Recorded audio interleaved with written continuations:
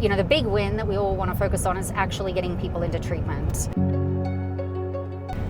You know, so we have you know, seen you know, several folks already since we've been around make it to treatment. You know, we've had depressed individuals, you know, with suicidal ideations that have gone to treatment for their mental health issues, you know, or we've been able to help advocate, you know, for individuals with substance use disorders get to treatment, you know, through those agencies as well. So that is the big win, right? Ultimately, helping community members that need it.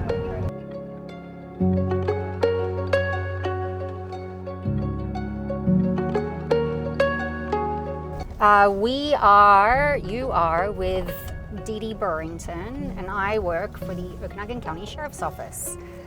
I have my master's degree in forensic psychology and have been privileged to be part of a team that has designed and implemented the county's first behavioral health unit.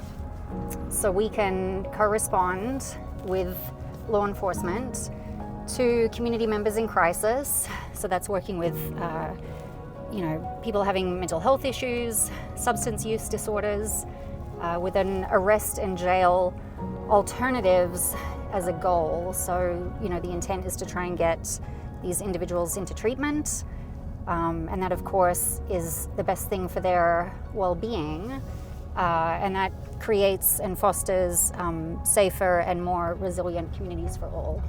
We came on in September of 2024. We've been on the street since about February of 2025, so we are just a little baby. So some of our wins, and I think I would separate them into three categories, speak to, first off, the cost saving to the taxpayer dollar.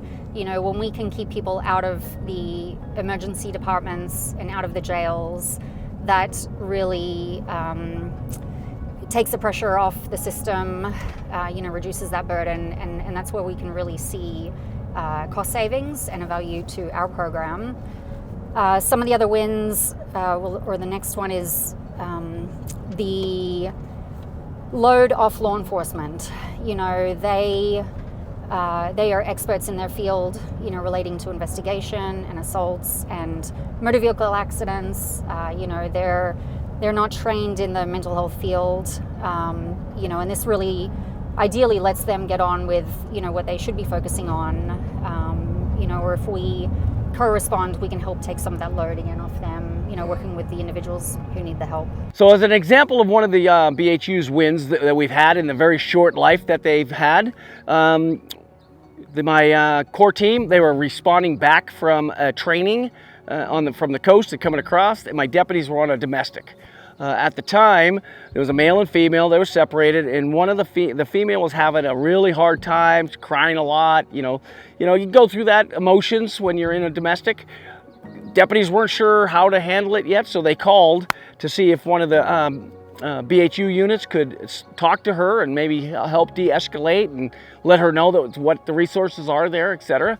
Once they started talking to her, she admitted that she has a drinking problem and that she would be willing to go to the hospital to talk to somebody, which then led to the deputy being able to talk to her and say, "Are you willing to go voluntarily to the hospital?"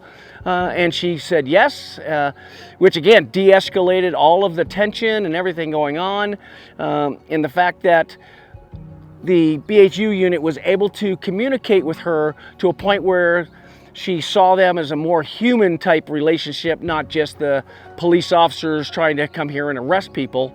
And they got her to the hospital where they were able to deal with the problem, talk to some people, and again, BHU units, they both reached out. One reached out to CPS, the other one reached out to the Recovery Navigator program, which is the, you know, for alcohol-based or drug-based, and tried to get her some help and get her into treatment. We are here stuffing trauma bags for community members sort of in need. What we realized was a lot of people, you know, end up walking out of our jails and they don't have anything on them. So we've sort of come together with the community to put together items that they might, really just need to help get them to their next place. Water, socks, feminine hygiene products, toothbrush, toothpaste, facial wipes, hand sanitizer, that sort of stuff, just to help them on their way. So these bags will be located with our core program officers. They'll have them in their vehicles going around, handing them out as needed. There'll also be some at various locations within the county. My office will have a few, I'm sure district court will, and most likely the jail as well. Just folks that need a little extra help. For the first time ever doing something like this, ever in Okanogan County, I think we did amazing. I know we just finished. Because I came up behind you. I know we just finished 80 bags, which our goal for the first time was 100, and we're going to exceed that today by far with all the donations we received.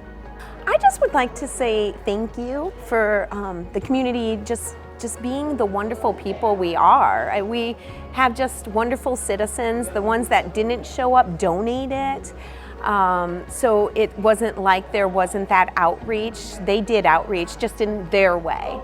And I just think that we have an amazing community here, and I'm so appreciative. So thank you to everyone.